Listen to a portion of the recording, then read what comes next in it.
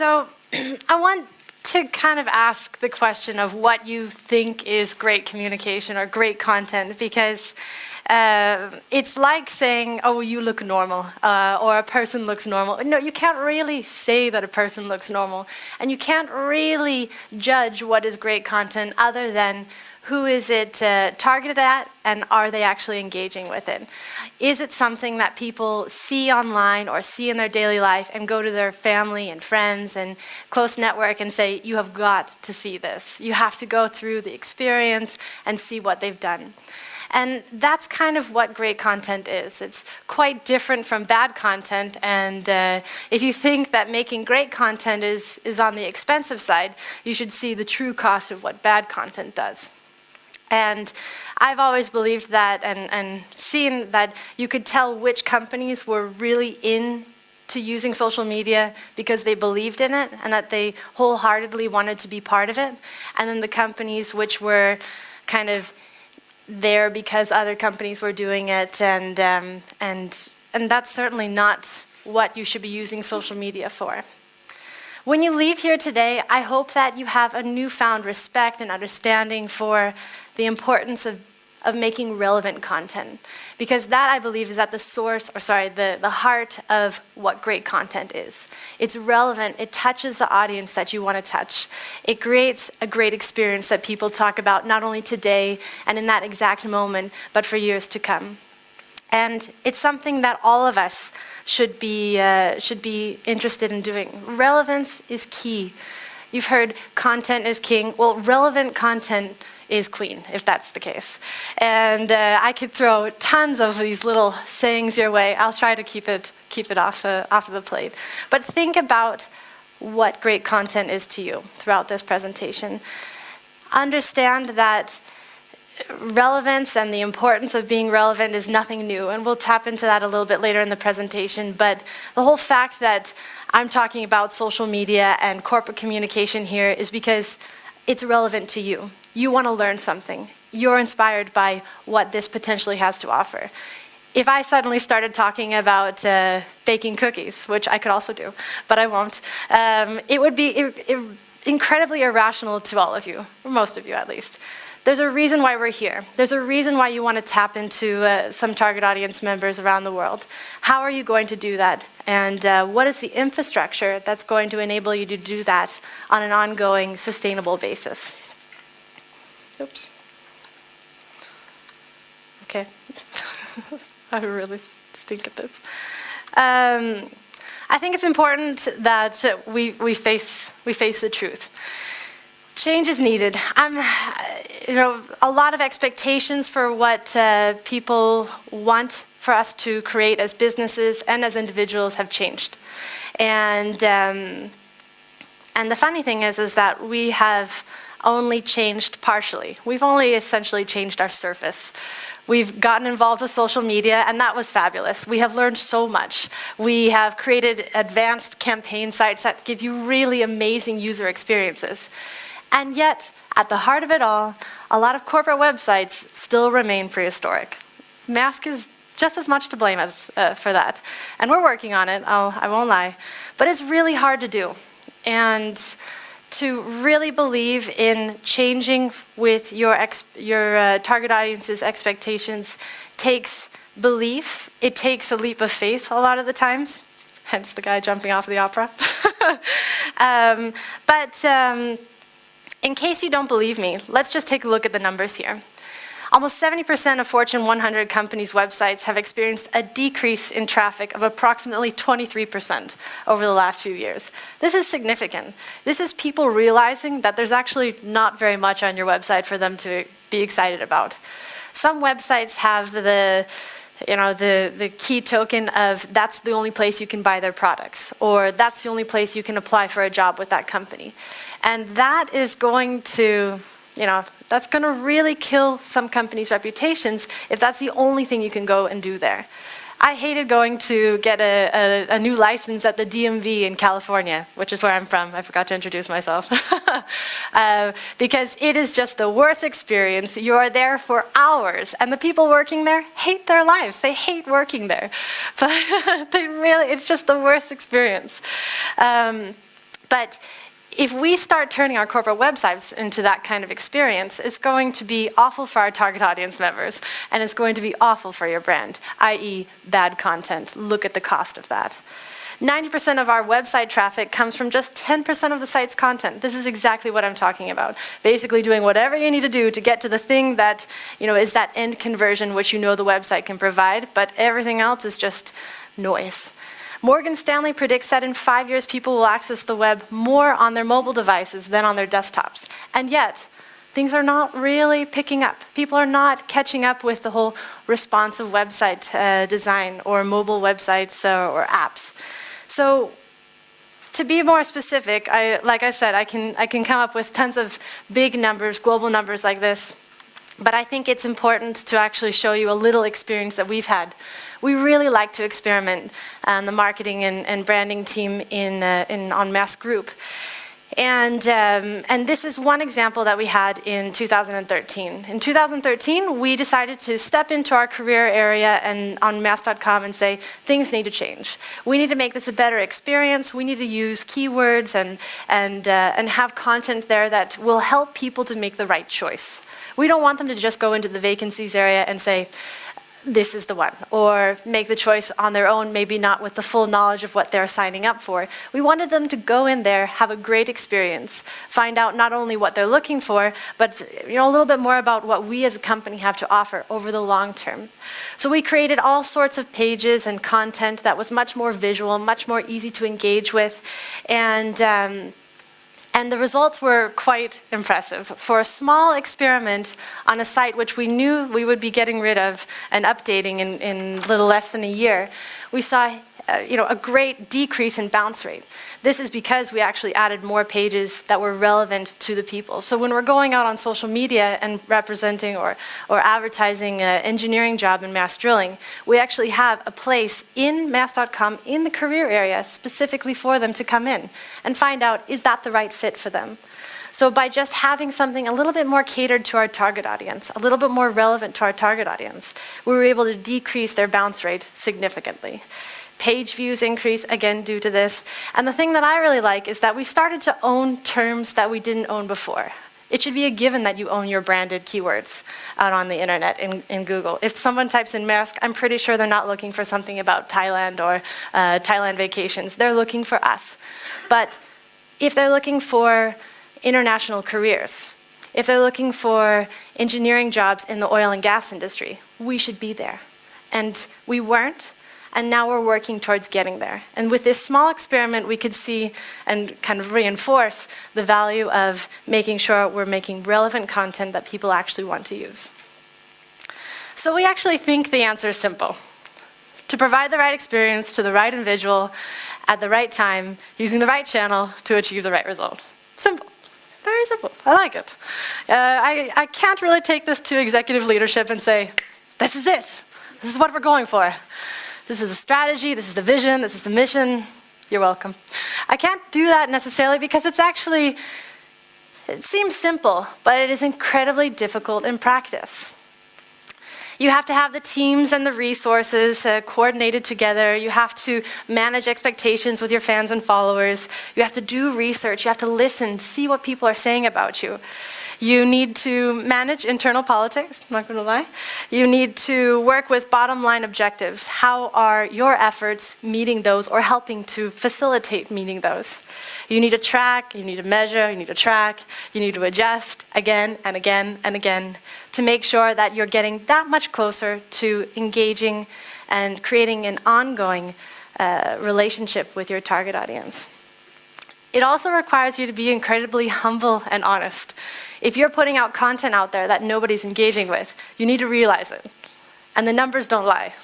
So if you find that nobody's engaging with your content, what are you going to do to change it? This is the humble approach. And this is kind of what we did. We really looked at how are we doing things? How can we be doing them better? And when we got involved with social media, we created a strategy to get started. That strategy was great for the first year, and then we figured out that it actually became outdated. It needed to evolve. It needed to evolve into something much bigger, into our overall digital ecosystem.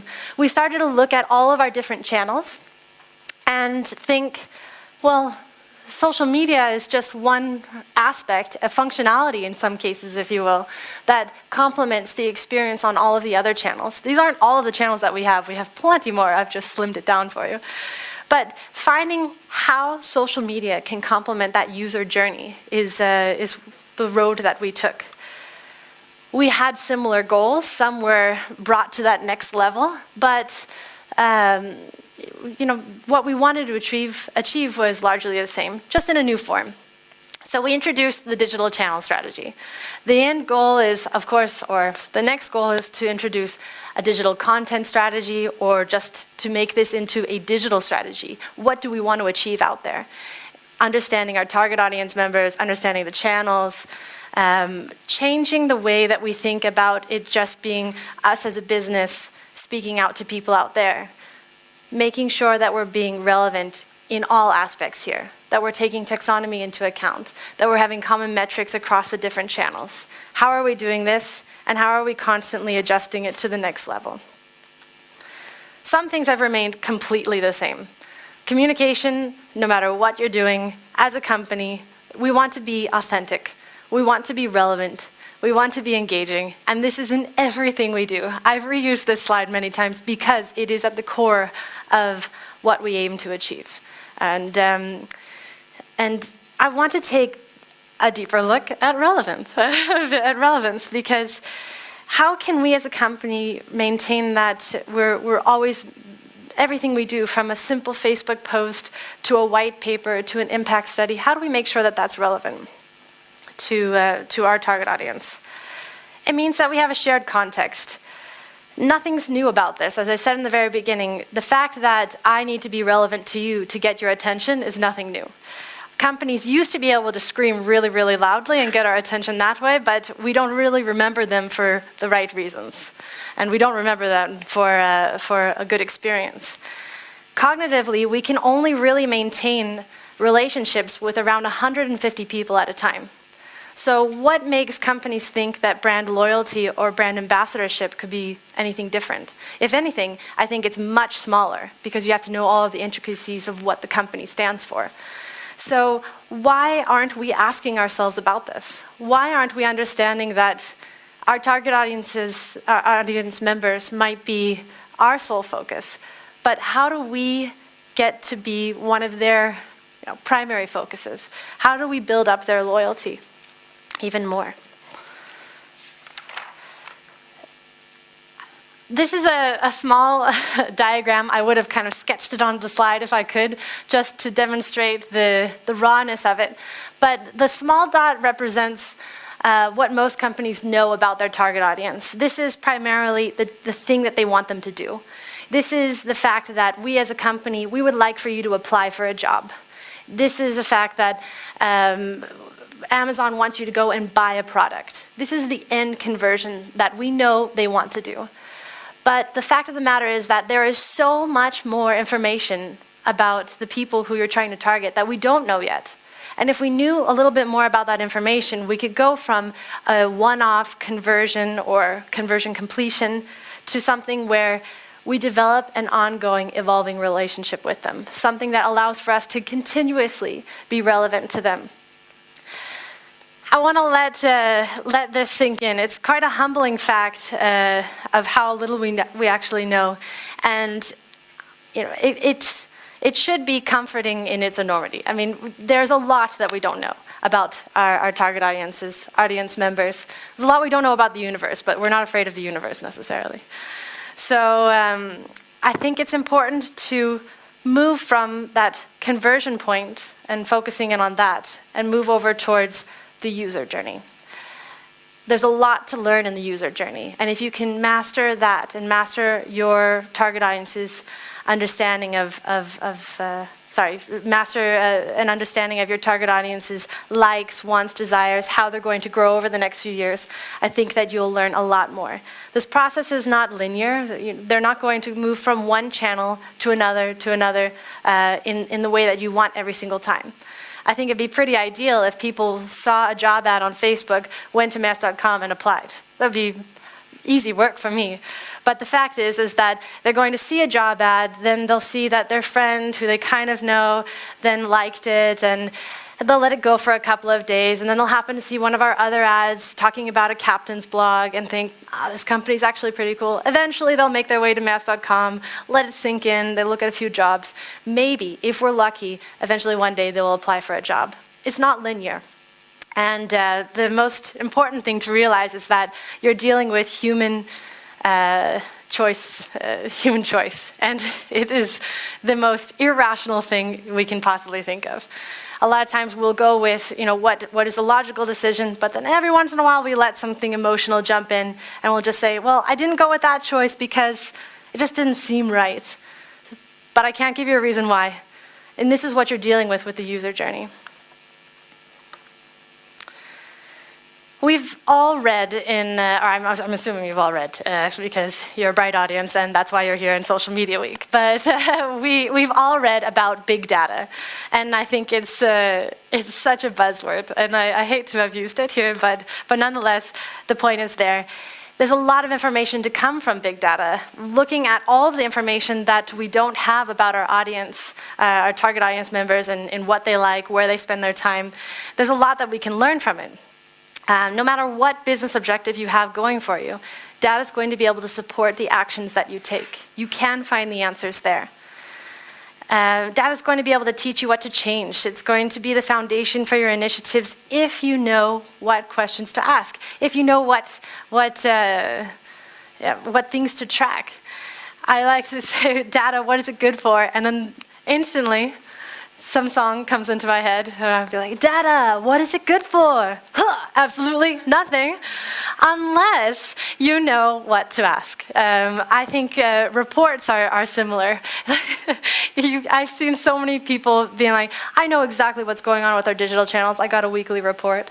Everything is going fine. We saw an increase in visitors, and it's quite fabulous. But if they don't go in and ask, why is that the case? Why are more people actually coming in this week than last week? Is it because we made one more social media post? Is it because we actually posted a new article that has to do with what we believe is the majority of our target audience members?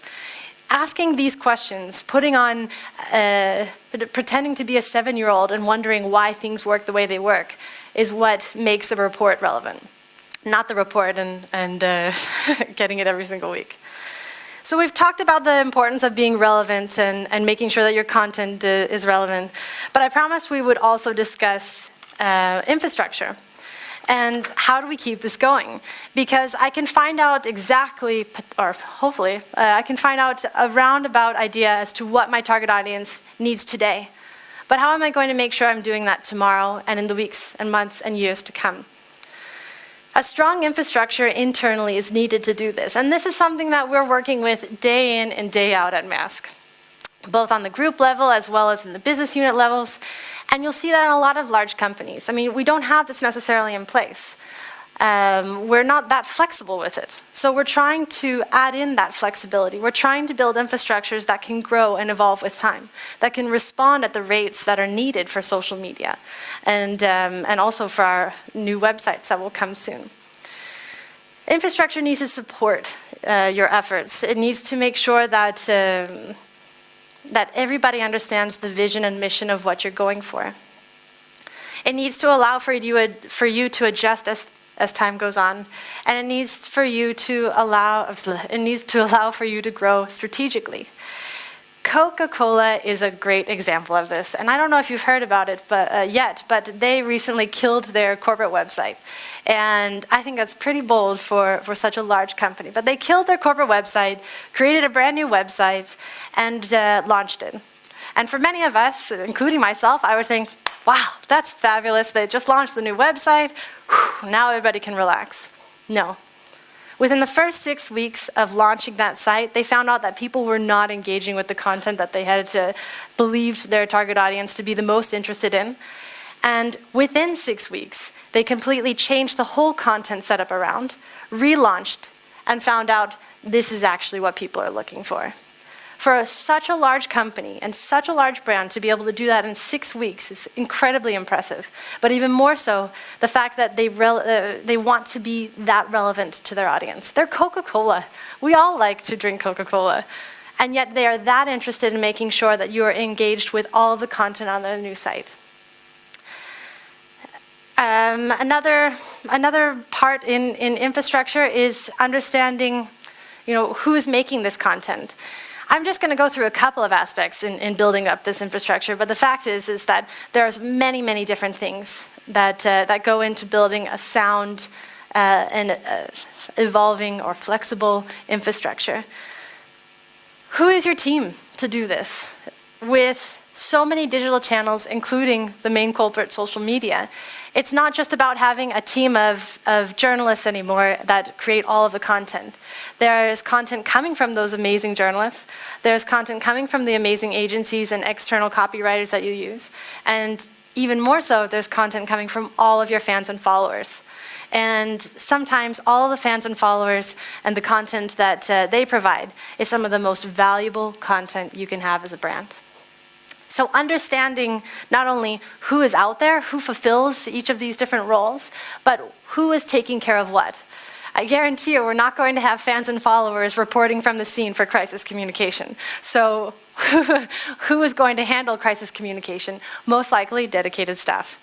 Understanding that, having a plan for it, making sure that each of these groups know how to make what they're creating relevant to the target audiences, which you've all agreed upon, is very important. What's the optimal format for making content in? What format does it need? What does it take to create the content? And even more so, what is the associated potential for creating impact? You'll find that sometimes the most engaging content actually doesn't make the greatest impact. We can easily make Instagram photos, and it takes no time at all for somebody to consume, but they're really good at building awareness for what we do. They're maybe not going to be the thing that makes somebody go to Maersk.com and apply for a job, but they certainly do help out with that. And they certainly do help people to understand we're Maersk, we're in shipping and energy, and we have opportunities available for you. And we're a pretty cool company, let's be honest. But you can see the difference between an Instagram photo and a white paper. A white paper is going to take a lot of time, but the impact of becoming a thought leader is so strong from this one format. A key thing here to remember is that one format is never going to be a silver bullet. If you went out tomorrow and became a company that produces white papers about what you do, that's fabulous. Props to you for being able to make that many white papers. But you're going to limit how well you're able to target and engage your audience if you're only doing one. It's about pulling it all together. And speaking of pulling it all together, I put a bite mark out of the last one because I really think that it's a lot like baking chocolate chip cookies. And I come up with this analogy for you because chocolate chip cookies are renowned for being very particular to everybody's taste. There are some chocolate chip cookie lovers who like it to be very chewy and soft, and some to be really dry so they can dip it into their coffee. Finding the right mixture of how to couple your content together is very similar. You need to know your target audience. You need to know whether they like it to be mushy or very dry. So now you will never forget this slide because of the chocolate chip cookie reference. At the end of the day, relevance really pulls everything together. I showed you this slide before without the relevance bands. And this is really where it's at. If I have an amazing taxonomy on one channel and it doesn't connect with the other channels, I'm disconnecting that target audience. I'm disconnecting that experience. I'm focused on the conversion maybe, but I am completely forgetting about the whole user experience. You can see this today, and I actually have a real life situation where you can go and look at what we're doing in Maersk on Facebook and our blog, and you can look at our corporate website. This is a disconnect. We're working on this, and that will be coming hopefully in April, where we'll have a new website.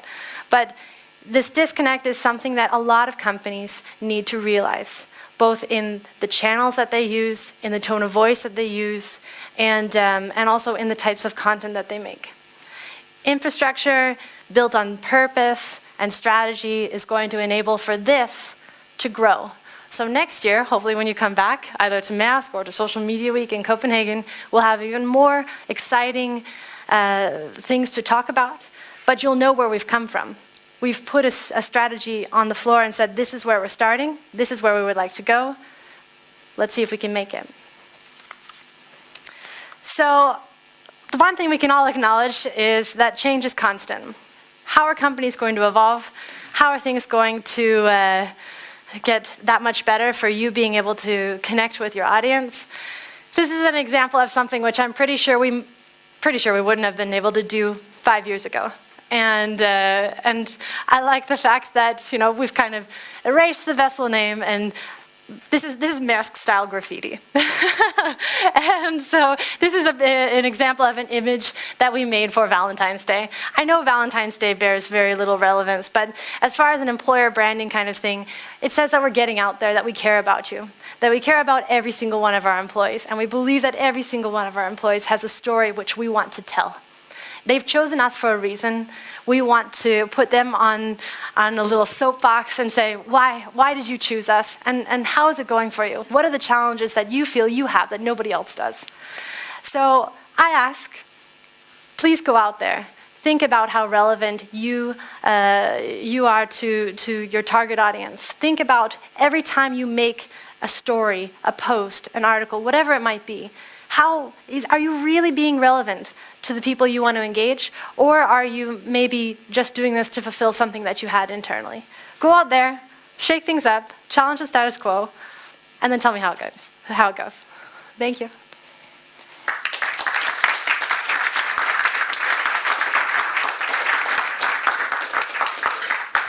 So, does anybody have any questions at all? I don't know how we are on time, but I think we have time for a couple of questions. Yeah? Sure. Oh, could you use the microphone, please? Sure. It should go on. Perhaps. I'm not Hello. sure. There you Yes. go. Yeah. When you talk about the user journey, which initiatives are you doing in order to get closer to that? Going all the way from push marketing, the banner, to social media, pull marketing, down to one-on-one permissions on .com. You know, Yeah. Are you heavily investing in automated systems? Are you, aligning content? What is the priorities there? I guess I can introduce myself right now, even though I should have done it in the very beginning. I'm working for Maersk Group. I'm a digital content strategist, and I work with communications and branding and marketing. And in Maersk Group, we are quasi-consultants for the different business units. We are out there to make them shine and to set up a foundation that they can then build on when they go into a new market. Having the right tools and having the same tools across group and business units is really important. It's something we don't necessarily have in place to the T that we would like, but we're working on that. And one example of that is having a shared publishing and monitoring tool for social media. We have it shared with Maersk Group, we have Maersk Oil on that one as well, and we have APMT on that as well. And it would be ideal that going forward we have a shared monitoring system. So not only are we able to see things going across different channels and build a better attribution modeling setup, but we'll all be able to help each other out. So if I'm having some trouble figuring out why my post isn't going up, or how do I build up a monitor for a particular campaign that I'm running, there's likely going to be another business unit who has already done it, who I can call up very easily. We're a large company. We have diverse and large number of business units, and if we can work to help each other out, then we become that much stronger. So attribution modeling and figuring out how to have the same tools across the company is something that we're looking much more into this year, because we now have enough business units who are involved with social media and also really hitting the ground running with their digital efforts that we can. Is that perfect? Anybody else? Anyone? All right, well, if you do have a question, I'm here all day running around with the other presentations, but thank you very much for your time. Huh?